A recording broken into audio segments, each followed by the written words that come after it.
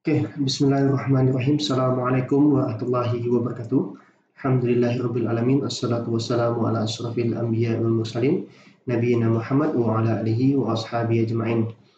Alhamdulillahirabbil alamin. Kali ini adalah pertemuan perdana kita ya setelah UTS, di mana kita akan membahas terkait dengan cloud computing. Nah, mungkin teman-teman terkait dengan cloud computing ini sudah cukup mengenal ya, sudah cukup dekat begitu, sehingga kita hanya perlu mengenalkan saja bagaimana prinsip kerjanya, apa itu cloud computing, prinsip kerjanya, karakteristiknya, dan sebenarnya seberapa dekat sih sebenarnya cloud computing itu dengan kita. Oke, kita langsung saja masuk ke slide-nya. Oke, sudah terlihat ya bahwa memang cloud computing ini ya, secara tidak langsung, secara di dunia nyata ya itu sudah sangat-sangat dekat dengan kita. Nah, mungkin sebagian besar kita sudah tidak terlalu familiar, tapi dengan istilah cloud computing. Jadi mungkin lebih kenal dengan istilah ini ya, Google Drive, Dropbox, ataupun OneDrive. Tapi kalau dengan istilah cloud computing itu mungkin tidak terlalu familiar. Nah, salah satu contoh ya Google Drive dan Dropbox ini mungkin bisa dikatakan termasuk ke dalam kategori penyedia layanan cloud computing yang cukup dikenal ya, bahkan sudah mendunia ya, dikenal di seluruh dunia. Google Drive dan Dropbox ini menyediakan ruang penyimpanan yang bisa diakses oleh banyak pihak dari berbagai perangkat masing-masing yang bisa melakukan pertukaran data satu sama lain.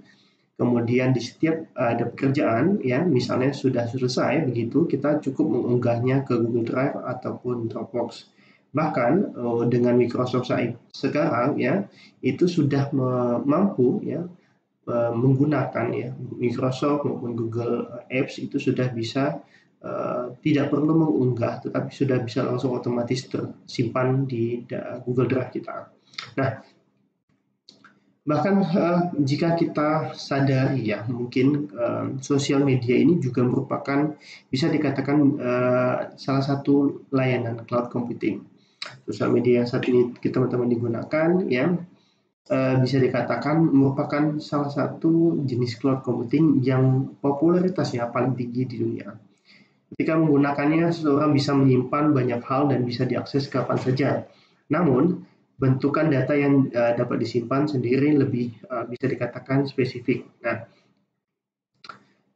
kalau dilihat ya dari survei ya, the most popular social media platform ya di tahun 2021, tentu saja ya ini survei yang dilakukan di Amerika Serikat ya oleh orang-orang dewasa mengatakan bahwa mereka lebih dominan menggunakan 69%-nya adalah menggunakan sosial media Facebook, kemudian diikuti dengan Instagram, Pinterest, LinkedIn ya, dan selanjutnya ada lagi ya, itu ada Snapchat, Twitter, dan TikTok ya.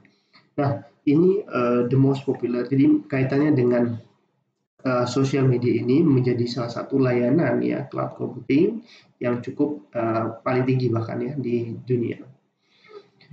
Oke, tidak semua data dapat disimpan pada sosial media. Nah, secara spesifik biasanya data terpopuler itu dalam bentuk foto maupun video. Nah, kondisi tersebut sangat jelas pada sosial media populer ya, seperti Facebook maupun Instagram. Namun, sama dengan namanya, sosial media terdapat kebutuhan sosial yang lebih ditunjukkan ya pada sosial media dibanding dalam bentuk penyimpanannya sendiri ya. Tetapi secara tidak langsung ini menunjukkan ya bahwa adanya layanan di mana penyimpanan data berupa foto dan video itu sudah di-cover oleh sosial media platform. Jika sebuah data diupload ya, data tersebut tidak hanya untuk disimpan, tetapi biasanya data tersebut memiliki akses penuh untuk dibagikan kepada setiap orang.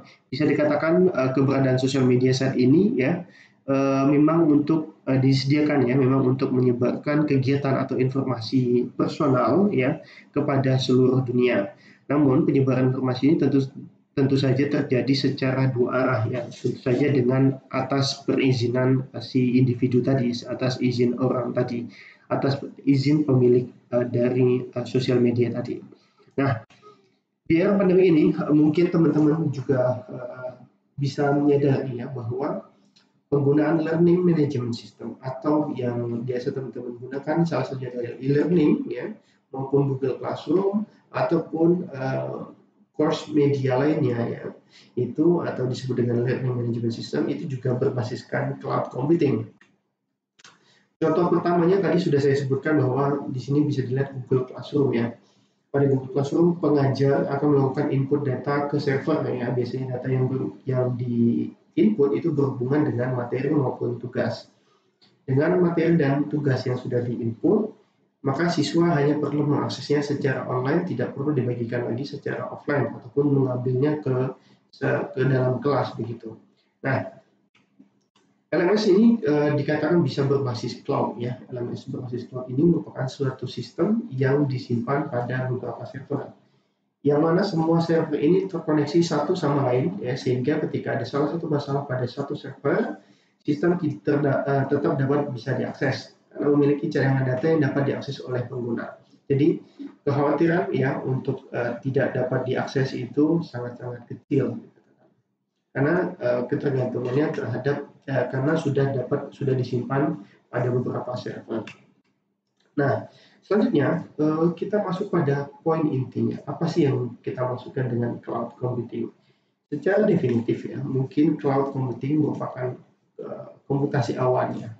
Nah, sederhananya cloud computing adalah metode penyampaian berbagai layanan atau sumber daya melalui internet.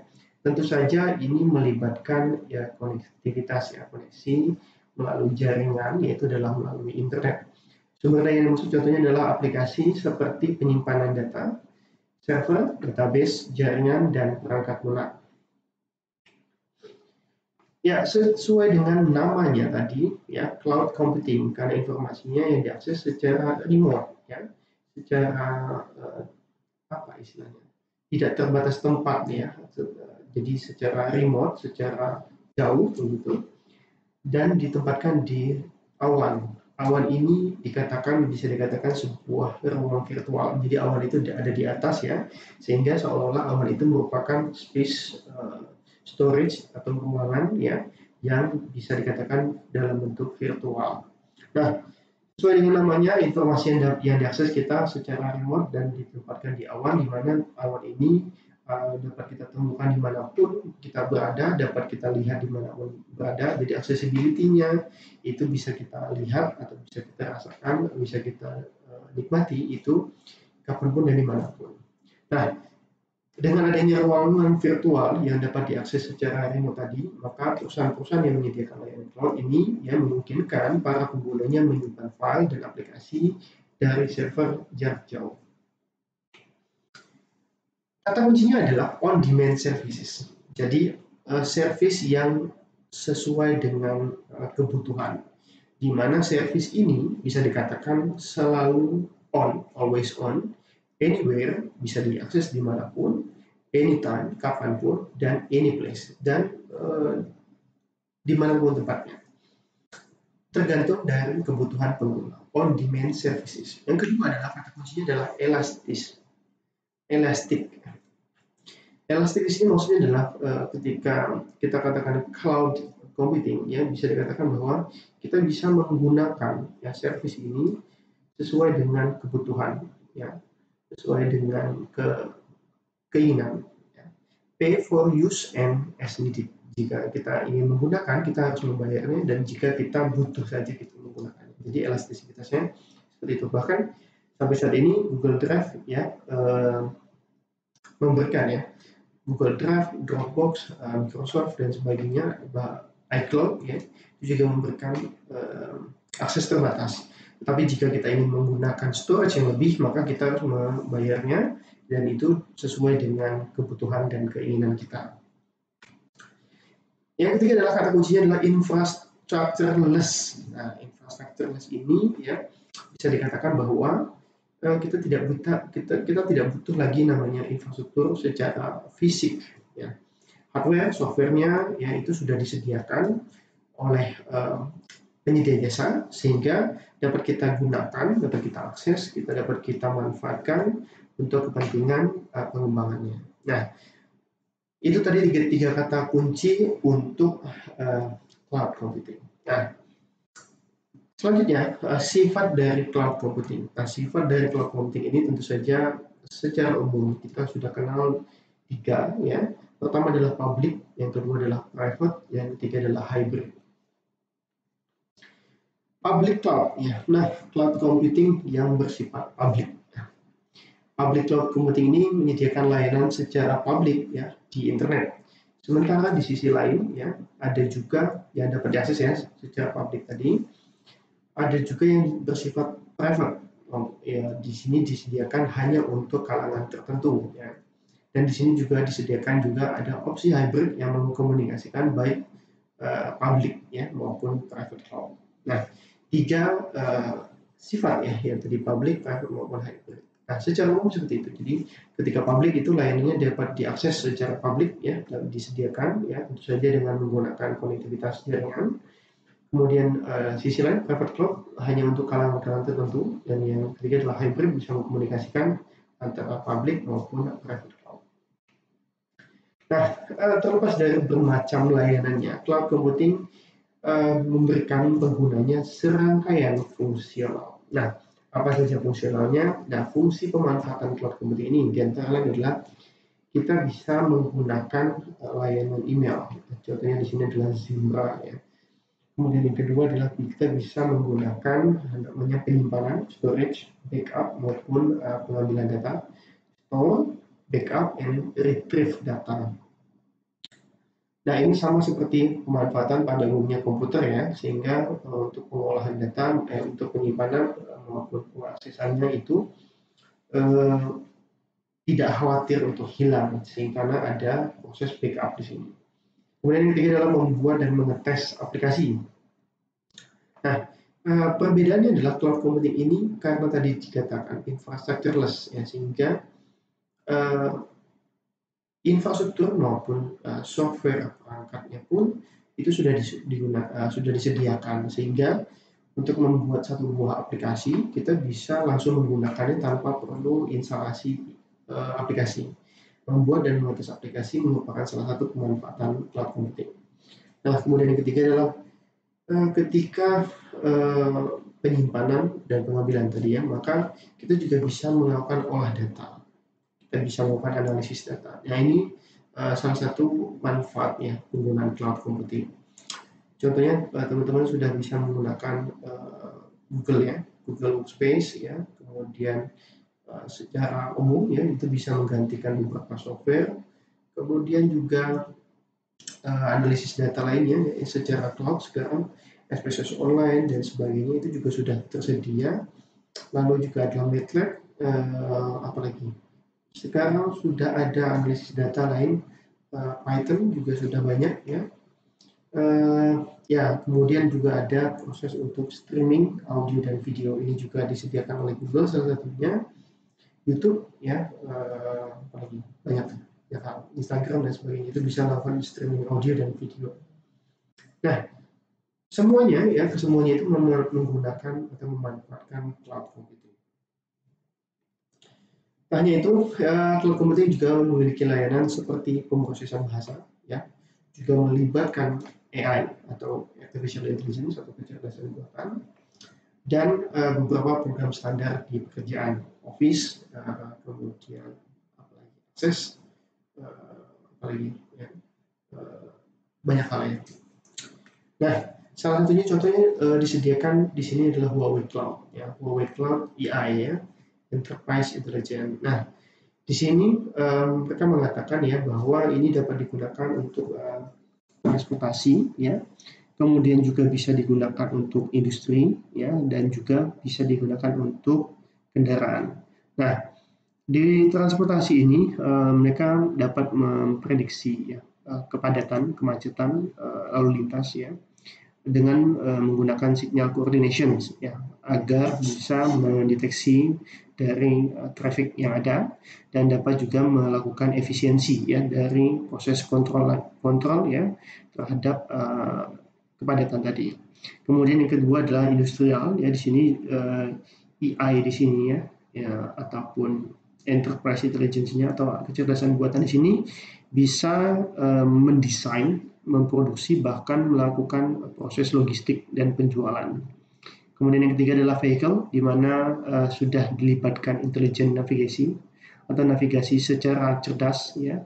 Kemudian dapat memandu, supervisi, dan melakukan asistensi dari safe driving. Nah, untuk bisa mengaksesnya teman-teman bisa melihatnya di huaweicloud.com, nanti bisa googling saja terkait dengan Huawei Cloud ini. Nah, apa saja produk dan servicesnya? Banyak sekali ya. Teman-teman bisa melihatnya di sini. Di antaranya adalah big data, kemudian ada video analytic, image recognition, ya, natural language processing, ya, automatic speech, kemudian ada face human recognition, OCR, ya, optical character recognition, dan banyak halnya. Nah, ini nanti mungkin bisa teman-teman coba di demonya ya. Apa sih salah satu contohnya? Nih saya lihatkan ya bagaimana proses artificial intelligence ini dapat mengidentifikasi image. Nah, di sini kita sediakan image, lalu dia dapat mendeteksi bahwa ini adalah wall, ini adalah chair, ya, ini ada pickup, ada folder, ada pillow, ada sofa, ada buah-buahan, ada stool, ada lantai dan sebagainya. Nah, disediakan juga penjelasan terkait dengan analisisnya tentang apa, begitu, kemudian kemanfaatannya seperti apa, akurasinya, konsepnya, nah, dan ini sudah disediakan oleh Huawei. Nah, kemudian yang lain adalah object detection. Nah, di sini juga bisa dikatakan tadi ya, dia tidak hanya mendeteksi wajah, tetapi dia juga mendeteksi perlengkapan. Nah, di sini dapat dilihat ya bagaimana dia bisa memonitoring aktivitas dari aktivitas ini ya secara industrial ya, harus menggunakan helmet, safety helmet. Nah, di sini dapat digunakan untuk mengurangi risiko dari kecelakaan pekerjaan. Nah, dia dapat mendeteksi bahwa orang ini menggunakan helmet dan orang ini tidak menggunakan safety helmet. Nah, itu dapat di salah satu contoh ya, demo nanti bisa dilihat di Huawei ya, huaweicloud.com. Nah, itu salah satu penggunaan cloud computing. Nah, selanjutnya kita akan membahas tipe-tipe ya cloud computing berdasarkan layanannya. Nah, di sini ya cloud computing ini secara utamanya ya, secara main course-nya, sajian utamanya itu dia menyediakan beberapa service, beberapa layanan. Ada 3 layanan yang menjadi poin utama dari cloud computing ini. Pertama adalah software as a services atau yang biasa kita singkat dengan SaaS atau SaaS ya. Kemudian infrastructure as a services ya, atau IaaS. Kemudian yang ketiga adalah platform as a service atau PaaS atau PaaS. Nah, kita akan bahas satu persatu. Mungkin teman-teman sudah cukup kenal ya dengan istilah-istilah ini. Mungkin saya akan bahas secara sekilas saja. Oke, 3 aplikasi itu kita akan bahas ya. Namun kita perlu mengenal terlebih dahulu terkait dengan arsitekturnya ya. Nah, di sini ada cloud arsitektur. Kita lihat di sini ada mulai dari infrastructure as a services-nya, di mana dia akan mulai dari bagaimana infrastruktur itu disediakan. Ya, seperti tadi saya sampaikan, kita mengenal cloud computing itu dengan infrastructureless, sehingga dia menyediakan service sebuah infrastruktur yang lengkap. Kemudian juga menggunakan platform as a services, ya, mereka juga menyediakan seluruh perangkat software, ya, perangkat lunak, ya, dan juga yang terakhir adalah service value net. Nah, kita akan bahas service value net. Apa sih? Didefinisikan sebagai sebuah pengiriman layanan atau produk yang fleksibel, dinamis, dan ini dilakukan oleh rantai nilai bisnis yang terkoordinasi. Rantai pasokan, rantai permintaan itu bekerja secara harmonis. Sehingga solusi layanan bernilai tambah spesifik, secara efektif dan efisien. Dapat dikirimkan ke pelanggan individu. Nah, kalau ini melalui sebuah network ya, sebuah jaringan. Sehingga permintaan ya penggunaan produk itu bisa dilakukan fleksibel, dinamis, kapanpun, dimanapun, dan terkoordinir atau secara terpusat ya. Kemudian yang kedua adalah PaaS ya, atau Platform as a Service. Seperti namanya, kita bisa memberikan ya, layanan ini dapat memberikan platform komputasi atau komputasi platform yang biasanya mencakup sebuah sistem informasi ya, kemudian environment ya, seperti bahasa pemrograman, kemudian database, server web, dan lain sebagainya. Nah, ini dapat teman-teman gunakan ketika menggunakan cloud computing. Kemudian yang ketiga adalah infrastructure as a services. Ini merupakan layanan cloud computing ya, tempat perusahaan menyewa atau menyewakan servernya untuk komputasi dan penyimpanan di cloud secara awan ya, di awan. Penggunaan dapat menjalankan sistem operasi atau aplikasi apapun ya di server yang disewa tanpa melakukan biaya pemeliharaan, tanpa perlu mengeluarkan biaya pemeliharaan ataupun pengoperasian terhadap server sebagai sebuah infrastruktur fisik. Nah, infrastruktur services ini ya, ini dapat digunakan ketika dibayar ya, pay for use ya, pay for use and as needed. Nah, ketika dibutuhkan saja. Nah, layanan-layanan tadi ya, seperti yang tadi sudah disampaikan, cloud computing services ada 3, yaitu adalah software as a services, infrastructure as a services, dan platform as a services. Nah, secara umum mungkin bisa dilihat seperti ini ya, penjelasan summary-nya, di mana software as a services itu dapat melibatkan satu lisensi aplikasi perangkat ya. Jadi tidak perlu membeli, tidak perlu menyiapkan satu software, perangkat lunaknya sudah disediakan beserta lisensinya ya, dan tergantung kebutuhan tadi seperti disampaikan. Kemudian infrastruktur as a services ya, tidak perlu menyediakan infrastruktur secara fisik ya, sudah disediakan dan melibatkan metode untuk mengirim suatu file dari sistem operasi ke server dan penyimpanannya. Tentu saja dengan menggunakan konektivitas internet ya, berbasis IP ya, sebagai bagian dari layanan on demand. Oke, kemudian yang terakhir adalah platform as a services ya, disebut-sebut sebagai yang paling kompleks ya, PaaS atau platform as a services. Ini hampir mirip dengan SaaS ya. Jadi perbedaannya yang paling besar adalah kita dapat menggunakan ya perangkat lunak secara online. PaaS sebenarnya merupakan platform membuat perangkat lunak yang ya ini tidak hanya software tetapi juga infrastrukturnya. Jadi dapat membuat perangkat lunak ya melalui cloud secara langsung. Jadi dapat menggunakannya secara whole, secara kompleks. Nah, kita akan bahas lebih spesifik ya di mana software as a services, berarti penyedia cloud di sini memberikan kita sebuah perangkat lunak yang komplit ya. Mulai dari servernya, mulai dari database-nya, mulai dari codingannya, bahkan kita dapat mensupply ya, dapat tampilannya berupa execute-nya dalam bentuk mobile, desktop ya. Tentu saja juga melibatkan internet ya, network connectivity ya. Contohnya adalah ketika kita menggunakan ini ya, adalah salah satunya adalah Gmail, Google Mail ya.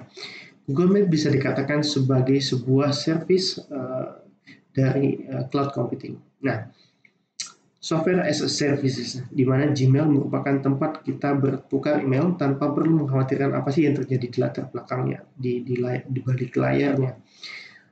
Yang harus kita lakukan adalah kita cukup membuka alamatnya, yang mengaksesnya secara online ya. Lalu kita mengetikkan email ya, membuka Compose baru ya, Compose email baru, lalu kita ingin mengetikkan pesan yang kita inginkan, menuliskan subjeknya dan mengetikkan alamat yang kita ingin tuju ya, ke person atau ke individu, lembaga maupun company ataupun akademi yang lain. Email kemudian kita kirimkan. Email akan dikirimkan sesuai dengan alamat yang kita tadi tuliskan.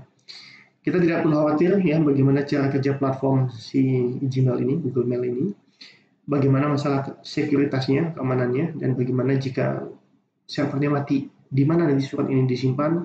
Ini bukan lagi urusan kita, tetapi sudah disiapkan, sudah disediakan oleh si penyedia layanan, itu adalah Google. Platform as a services yang kedua adalah service layanan secara platform. Ya, di sini katakan bahwa sudah lengkap ya. Penyedia cloud ya memberi platform lengkap yang berupa segala hal yang digunakan untuk kita bisa membangun aplikasi yang kita inginkan. Di sini disediakan operating system, disediakan hostingannya, disediakan database-nya, disediakan keamanannya, security service-nya. Dan yang terakhir adalah tentu saja software as a whole ya, di mana kita apa saja software yang dibutuhkan disediakan berikut dengan license ya. Jadi tidak perlu kita menyiapkan softwarenya dengan pembelian lisensi terpisah. Nah, platform as a services ini kita dapat membangun aplikasi tentu saja dengan kompleks ya, dengan perlengkapan yang penuh. Kemudian yang terakhir adalah infrastructure as a services ya, infrastructureless, di mana definisi infrastruktur ya as a services ini adalah infrastruktur yang diberikan kepada kita ya sebagai pengguna. Segala sesuatu yang lain merupakan berdasarkan keinginan kita.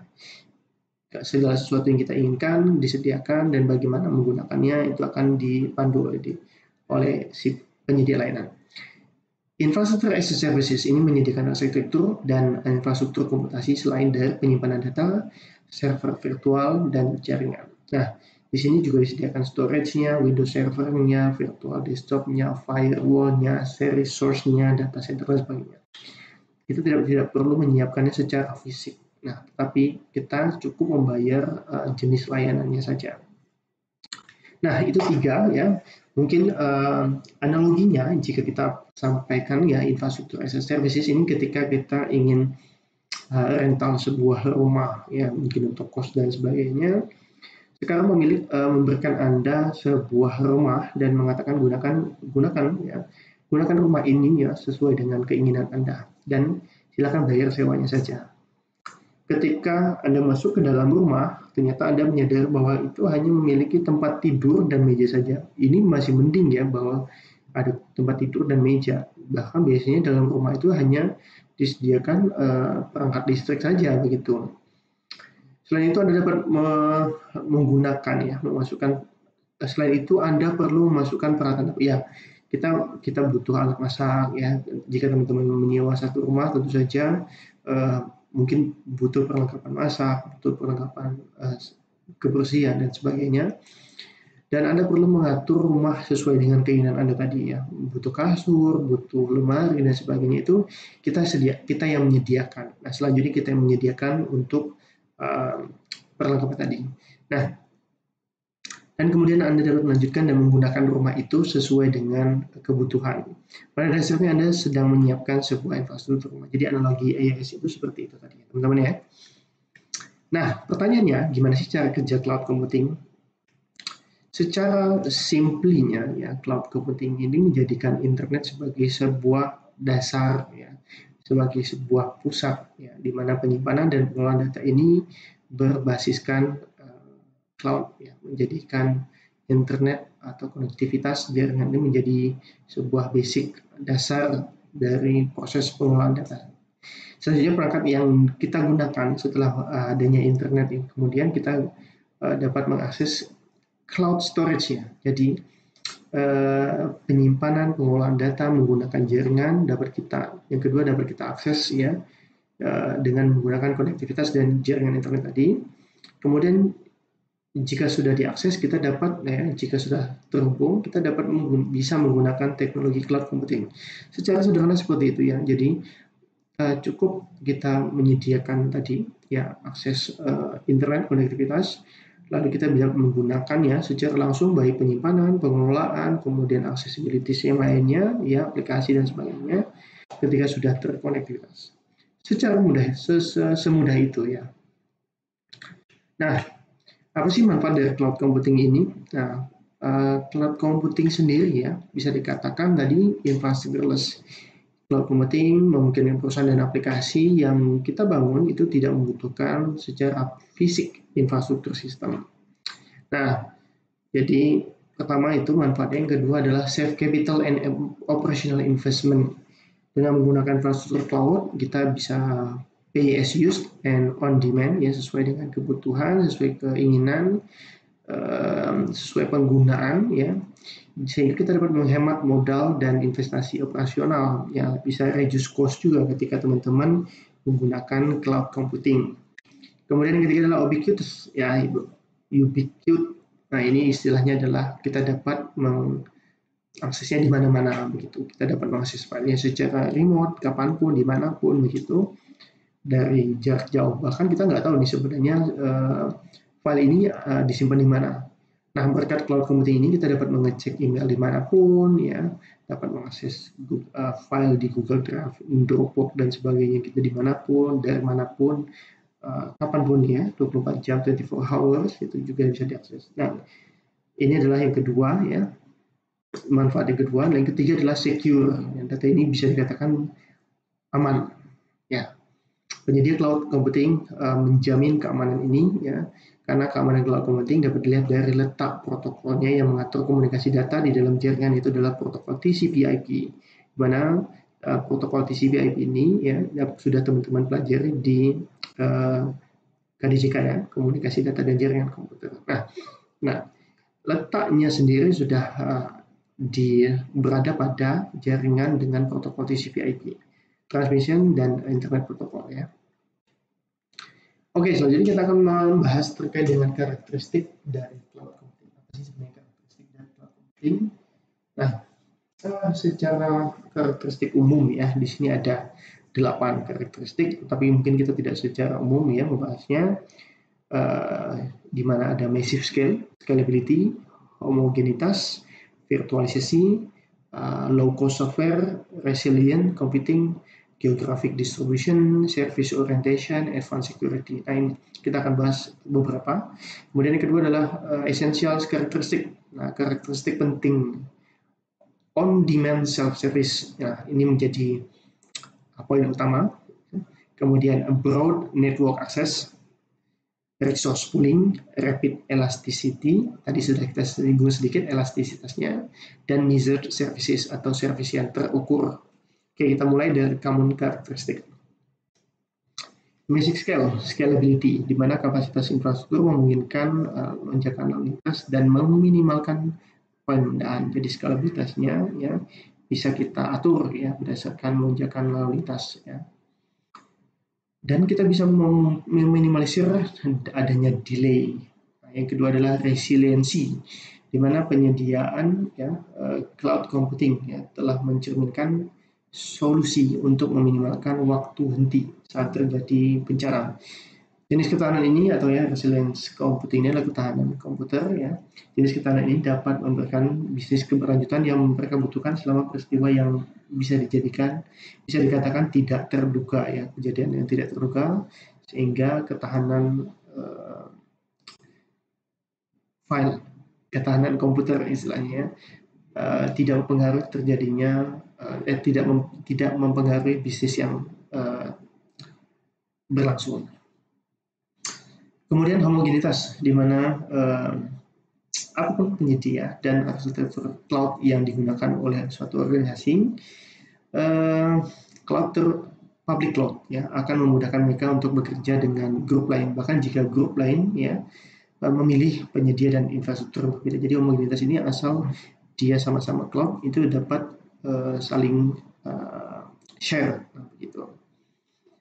Kemudian kita lanjut ke ya essential karakteristik, di mana on-demand self-service ya, layanan mandiri sesuai dengan permintaan.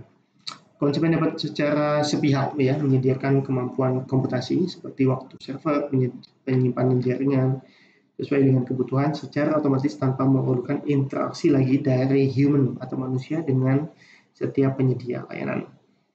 On-demand self-service tadi ini merupakan karakteristik yang utama ya, di mana pay for use and as needed. Ya. Kemudian yang kedua adalah broad network access ya, kemampuan penyediaan melalui jaringan dan diakses melalui mekanisme standar yang mendorong penggunaan oleh platform yang heterogen, yang misalnya menggunakan ponsel, laptop, PDA dan sebagainya.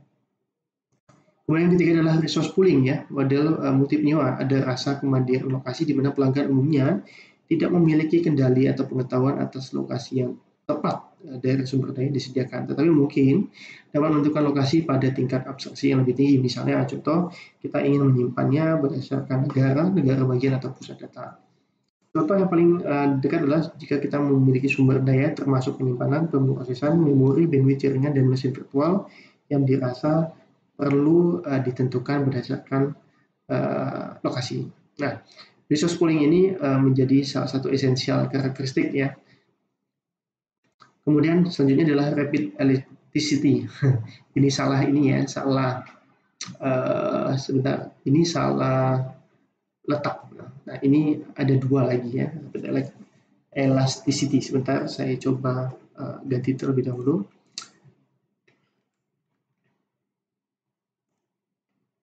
Oke, rapid elasticity. Nah, pada dasarnya sebenarnya rapid elasticity ini ya, ini merupakan salah satu karakteristik ya esensial juga ya yang disediakan oleh cloud. Oke, kemudian Wizard Services. Oke, kita lihat Wizard Services. Ini juga sama, Wizard Services. Tinggal dua lagi ya. Oke, nah.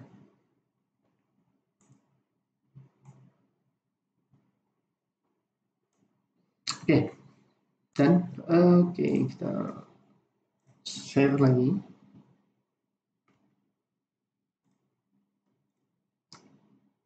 Ya, rapid elasticity ya, kemampuan di mana karakteristik di mana kemampuan dapat dengan cepat ya, elastisitas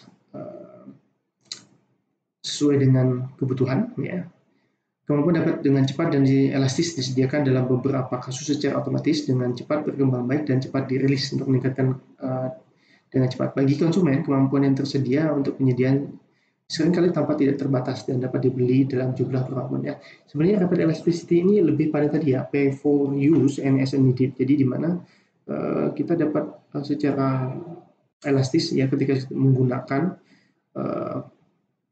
layanan ini ya, maka bisa sesuai dengan kebutuhan. Jika misalnya storage ingin ditingkatkan, kemudian jenis atau tipenya tadi ya, seperti beberapa servis instalasi, kemudian software infrastruktur yang dibutuhkan, software yang diinginkan, itu bisa secara cepat diakses.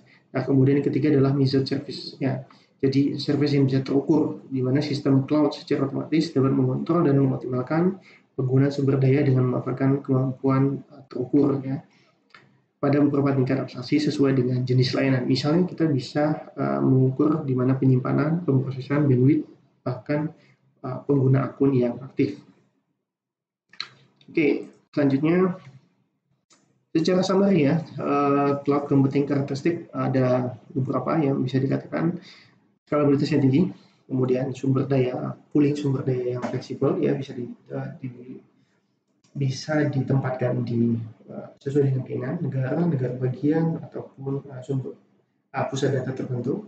Kemudian permintaan self-service ya secara on demand, secara sesuai dengan kebutuhan, dilindungi oleh layar keamanan ya, sebuah security layer ya untuk mencegah serangan dari secara cyber. Kemudian model as a services ya, dikenakan biaya berdasarkan penggunaan ya. Kemudian yang selanjutnya adalah tersedia akses ke beberapa resource dan layanan IT, dan yang terakhir adalah dikelola oleh penyedia cloud. Nah, cloud computing sendiri menawarkan beberapa peluang dan tantangan baru bagi praktisi ICT. Ya. Adanya grid computing atau fenomena terpusat. Ya. Ini sebenarnya bukan fenomena baru, di mana fenomena ini melibatkan sekelompok komputer yang terhubung secara fisik, ya, melalui jaringan atau dengan internet, ya, untuk melakukan tugas khusus bersama-sama. Nah, seperti menganalisis data maupun memecahkan masalah yang sifatnya kompleks. Selain itu adalah muncul fearless, ya, kekhawatiran, ketakutan, di mana ada kekhawatiran bahwa dengan menggunakan adopsi arus utama komputasi awal ini atau cloud computing ini dapat menimbulkan beberapa masalah bagi pengguna. Yang terakhir adalah adaptasi ya. Nah, ini adalah tantangannya, peluang di mana banyak sistem open source yang baru yang muncul ya, perlu disediakan ya. Yang kita gunakan yang dapat bisa diadaptasi ya oleh cloud computing, penyedia cloud sendiri ya. Seharusnya dapat menjalankan berbagai aplikasi pada sistem open source ini. Nah, itu beberapa hal yang kita bahas ya di cloud computing. Nah, mungkin jika teman-teman ada masukan ataupun usulan terkait dengan cloud computing, mungkin ya teman-teman bisa mencari berbagai keuntungan, kemudian kerugian secara mandiri ya terkait dengan penggunaan cloud computing. Mungkin ada pertanyaan-pertanyaan yang perlu kita diskusikan, yang mungkin bisa diketikkan di halaman komentar, ya baik di grup maupun di YouTube ini. Oke, terima kasih teman-teman atas perhatiannya. Saya cukupkan sekian dengan alhamdulillah. Alhamdulillahirabbil alamin. Sampai jumpa di materi berikutnya. Wassalamualaikum warahmatullahi wabarakatuh.